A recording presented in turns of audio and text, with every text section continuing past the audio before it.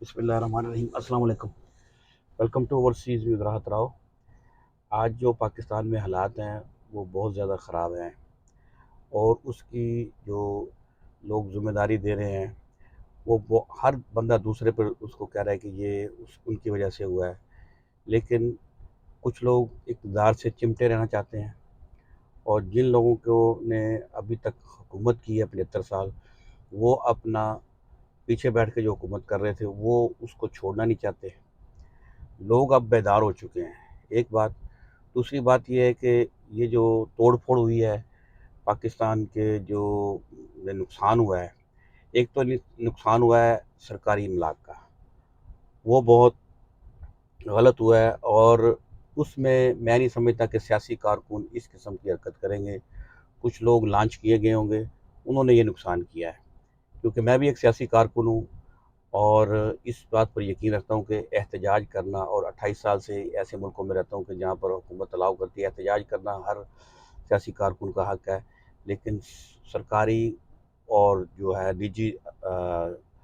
چیزوں کو نقصان پہنچانا یہ بہت غلط، نہ اسلام میں اس کا کوئی کنسیپٹ ہے، اور نہ ہی یہ ماڈرن معاشرے میں اس کا کوئی کنسیپٹ ہے۔ اس کے ساتھ ساتھ جو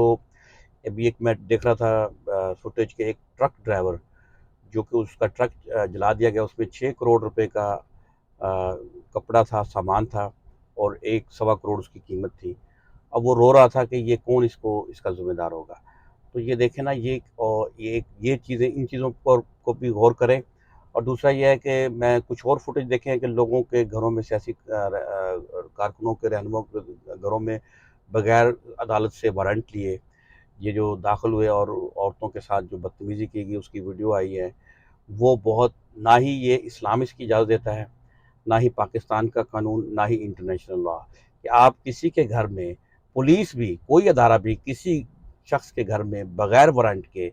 بغیر اس کے نہیں داخل ہو سکتا عدالت کے۔ یہ کہیں بھی یہ پاسبل ہی نہیں ہے، اور یہ جو جن پولیس والوں نے یہ کیا ہے، ان کو جو ہے ان کے اوپر FIR درج ہونی چاہیے،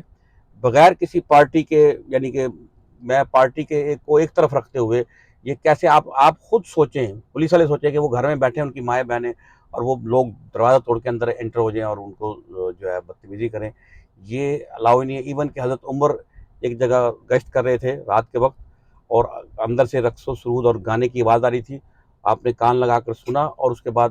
اس کو کراس کیا، ان کی جو چار دیواری کو، اور انٹر ہو کے اس شخص کو پکڑا، کہا کہ یہ تم شراب پی رہے ہو، اور تم یہ کیا کر رہے ہو۔ انہوں نے کہا کہ میں یہ جو غلط کام کر رہا ہوں، لیکن آپ نے یہ جو کام کیا ہے یہ بھی خلاف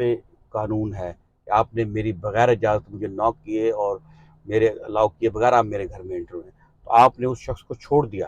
تو اس سے یہ ہمیں رہنمائی ملتی ہے، انہی چیزوں کو دیکھ کر ہی ان لوگوں نے یہ قوانین بنائے ہیں۔ یہ جو قوانین پاکستان میں نافذ ہے، یہ انگریز کے دیے ہیں، اور انگریز نے کہاں سے حاصل کیے، جا کے معلومات لیں۔ انگریز نے جتنے قوانین ہیں یہ خلفائے راشدین سے حاصل کیے ہیں۔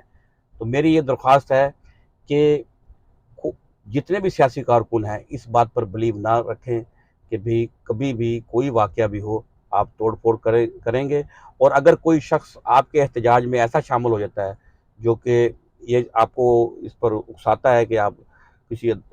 جو توڑ پھوڑ کریں، نقصان پہنچائے، اور جو کوئی وائلنس کریں، قانون کو ہاتھ میں لیں، اس کو بلکہ پکڑ کے اپنی صف سے باہر نکال دیں۔ Thank you very much.